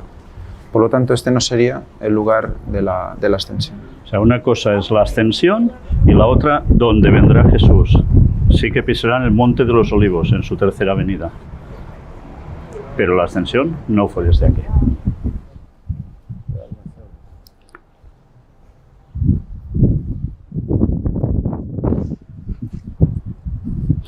Aquí tenéis precisamente el lugar más alto del Monte de los Olivos, donde se hizo la iglesia de la Ascensión. Ahora, evidentemente, no hay iglesia como tal, solo queda esta parte central, en la cual, si entramos, podremos ver también algo, como no, que nos vienen a indicar que desde aquí ascendió Jesucristo. Todo lo que hay en la zona ahora es esto. Y esta parte donde se ve esta roca, que ya veis es brillante, y es la zona donde dicen que ascendió Jesús. Había habido aquí iglesia bizantina, hay altares alrededor de todo esto, de distintos credos, pero es todo lo que hay, no hay nada más. Lo que sí debe hacernos pensar es que si esta era la parte considerada iglesia de la Ascensión, porque por todo lo que cuentan es este el lugar, donde aparecerá Satanás haciéndose pasar por Jesús, para hacerse creer al mundo entero que es el Mesías. Deberá ir desde esta zona, cruzando, pasando por el Valle de Cedrón, hasta llegar a la puerta dorada, la puerta de la misericordia, por donde también entrará. Lo hará probablemente en un pollino, puede ser. Tendrá que cruzar todo ese cementerio hasta llegar, cómo no, a esa puerta. Por tanto, ese cementerio veremos qué pasa con él, de aquí a entonces, y cruzará esa puerta de algún modo. Llegará hasta ese tercer templo en el cual se va a situar. Y como no, el papado también estará allí, a su lado. Todo preparado para cumplir ese milenio de paz, en el cual lo que no va a haber va a ser precisamente paz, porque vendrán las plagas de lleno. Por tanto, Satanás sabe engañar muy bien a la gente y nosotros debemos conocer las profecías exactamente como son. Todo lo que se ha revelado lo debemos conocer, de lo contrario estamos perdidos. Y aquí sí, por esta zona también pondrá su pie Cristo, el auténtico Jesús, y descenderá, pero eso será en 3031. En 2031 es la segunda venida de Jesús, en 1000 años después, la tercera.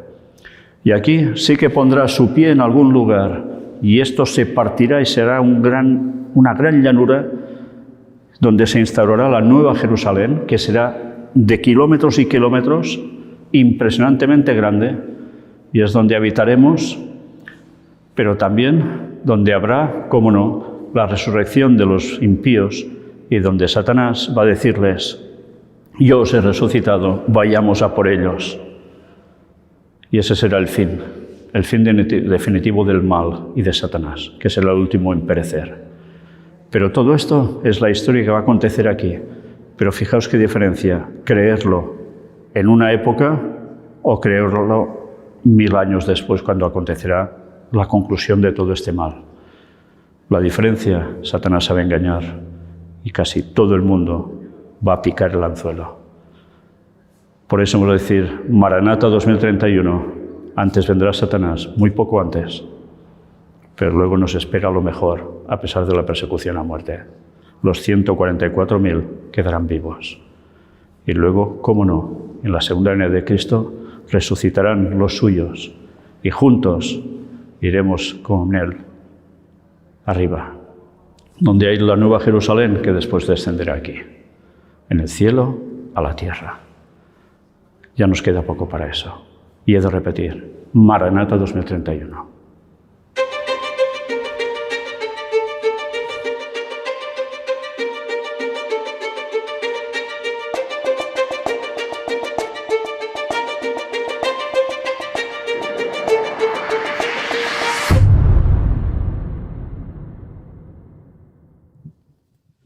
Quizás no os habíais dado cuenta, pero las últimas conferencias que habíamos presentado aquí iban directamente apuntando a este momento.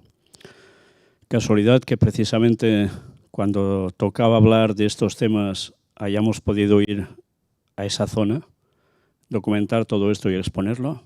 Yo creo que no es casualidad. El Señor lo ha hecho todo como sabe hacer, a la perfección, para que todo cuadre. Dicho esto, mirad ahora esta imagen. Es el plano que compramos y que muestra precisamente dónde estaba ubicado el templo anteriormente, el templo de los judíos, y cómo es en la actualidad más abajo.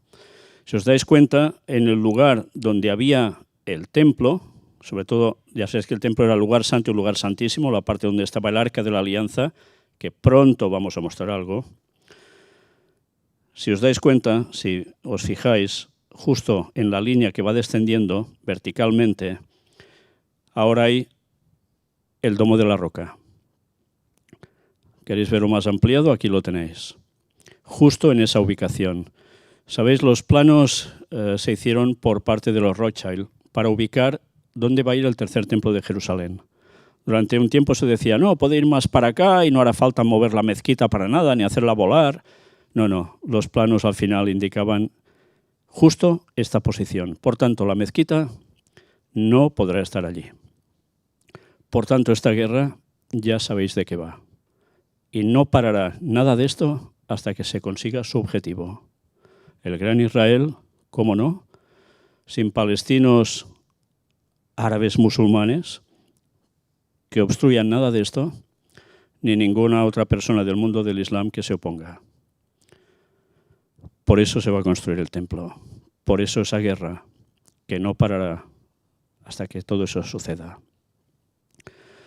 Ahora podéis ver un vídeo donde mostramos el interior de esa puerta dorada.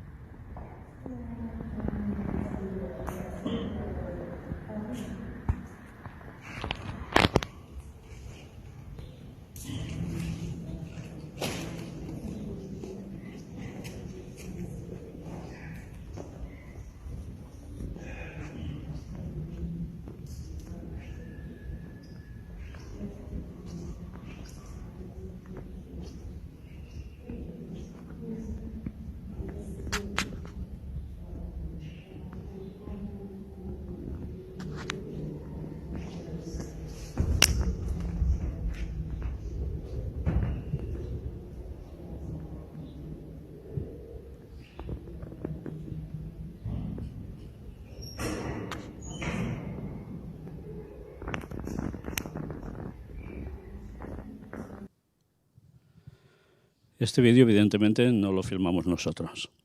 Alguien lo filmó, lo pude encontrar por internet y os lo he puesto para que veáis cómo es el interior y cómo realmente sigue siendo eso, un lugar de rezos. Pero esa es la puerta dorada por dentro. Ya sabéis quién va a cruzar por ahí. Ahora, unos datos más. Unos detalles interesantes sobre la cúpula de la cadena, situada al lado del Domo de la Roca. ¿Qué es la cúpula de la cadena? ¿Lo habíais oído alguna vez ese nombre? La cúpula de la cadena, Qubat as-Silsila, es una pequeña estructura islámica independiente del siglo VII, situada al este de la cúpula de la Roca en la explanada de las mezquitas de Jerusalén. Es una joya arquitectónica omeya con base poligonal, 11 lados, columnas de mármol y azulejos coloridos, usada históricamente como casa de oración. Se encuentra en el monte del templo, cerca de la cúpula de la Roca, a muy pocos metros. Se le atribuye importancia tanto a musulmanes, lugar de juicio final, como a judíos, sitio cercano a los antiguos templos. Originalmente construida por los omeyas, ha sido renovada a lo largo de los siglos, ayubíes, mamelucos, otomanos, y presenta una cúpula sostenida por columnas de mármol. Es mucho más pequeña que la famosa cúpula de la Roca, situada a muy pocos metros. ¿La veis aquí? Domo de la Roca, la de la cúpula amarilla. Pero, ¿y al lado derecho de la imagen, veis algo que se parece en pequeño? Pues este es el lugar. ¿Y por qué os mostramos esto? Aquí de más cerca. Ya veis, es un espacio abierto, se puede entrar, se puede andar tranquilamente por allí. Pero ahora vamos a mostrar unos detalles. ¿Veis algo aquí? ¿Hay algo que os llame la atención? Vamos a hacer una ampliación de imagen, a ver si vamos viendo algún detallito. ¿Lo veis bien ahora? ¿Veis dentro de ese hexágono que hay? Una estrella de 6 puntas. ¿Pero esto no dicen que es de los judíos? ¿Qué hace en el mundo del Islam esta estrella? ¿Esta es la estrella de David? ¿O el sello de Salomón, como dicen? Porque lo tiene el mundo del Islam también. Por si no lo veíais bastante bien, aquí lo tenéis, curiosamente dentro de un hexágono. Pero mirad el suelo. Hacemos una aproximación y ¿qué vemos? Lo mismo, la misma estrella en el suelo. ¿Entonces esto es judío? ¿Es del Islam? Por tanto, queda claro que la bandera de Israel, con esa estrella de 6 puntas, eso jamás tenía que ver con el pueblo de Dios de antaño. Es un signo, un símbolo, una estrella que viene del mundo pagano y que está en muchas culturas y religiones distintas. Por tanto, ¿cómo se llegó a colocar esto en la bandera de Israel? Haciéndolo pasar como una cuestión divina. Una vez más, las cosas no cuadran. Y ahora, ya terminando, enlazando con la próxima conferencia, vemos esta puerta, ¿verdad? Hoy hemos hablado mucho sobre ella. Y mirad lo que nos dice este artículo. Entradas al recinto del templo. ¿Veis que hay unas cuantas? Mirad ahora esto. Puertas al este del templo. Por el este, la gran explanada del templo tenía 2 puertas, la más al sur llamada del chivo expiatorio, a través de la cual se sacaba el cabrito que debía ser conducido al desierto. Se transmitían todos los pecados del pueblo sobre ese cabrito que simbolizaba a Satanás y era llevado al desierto.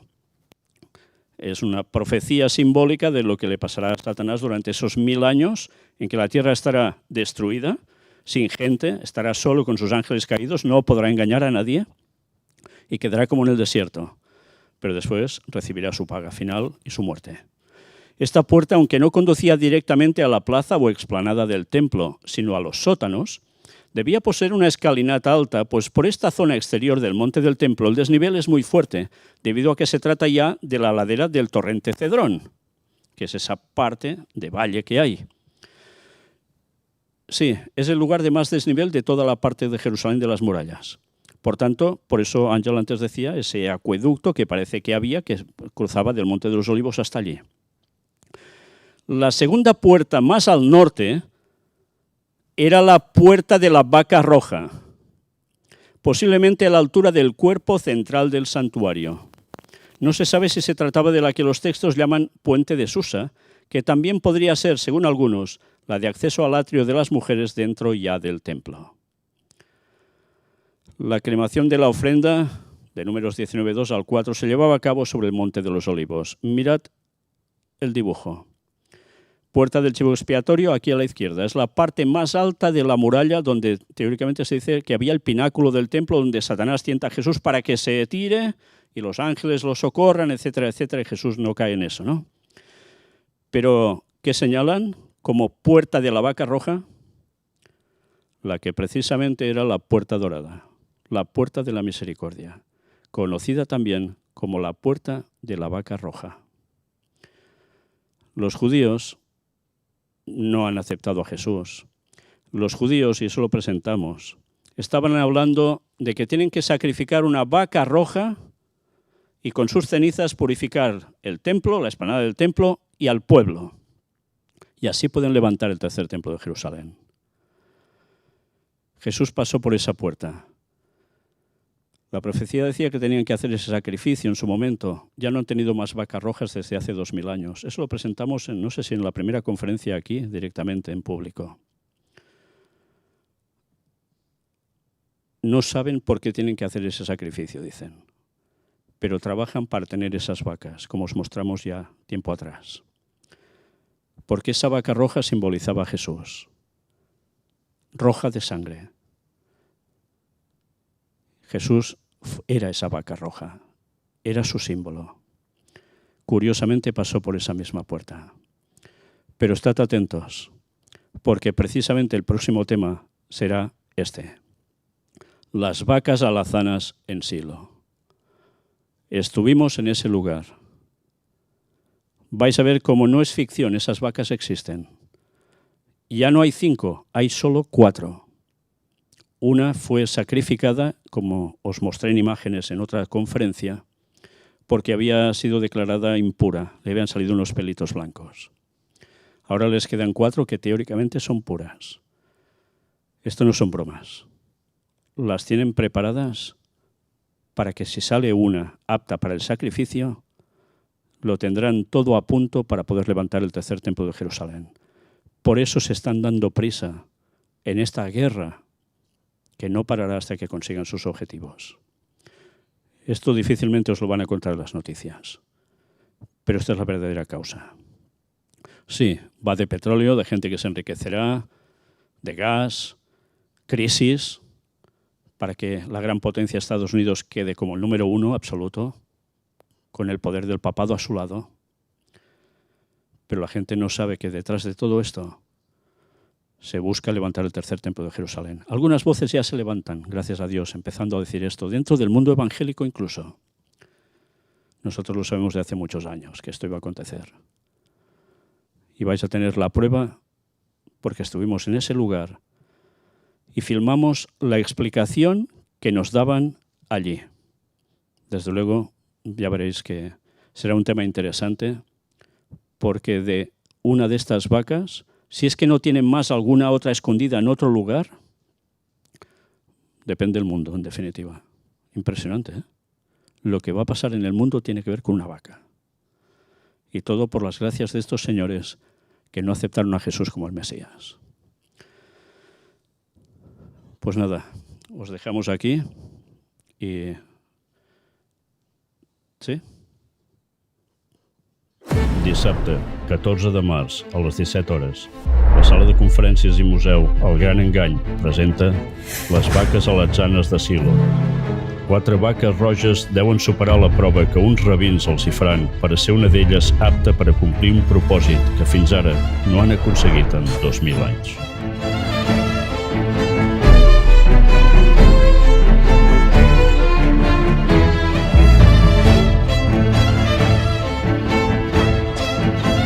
Que mai t'explicaran a les notícies. Carrer Narcís Blanc, 11, Girona. Telèfon 678 64 22 63.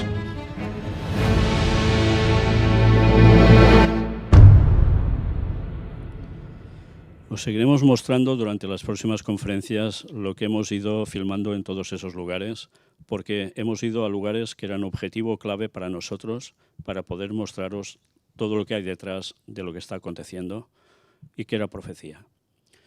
Y desde aquí os insto que si no habéis dado el paso de querer saber más en estudios bíblicos, empezad a hacerlo.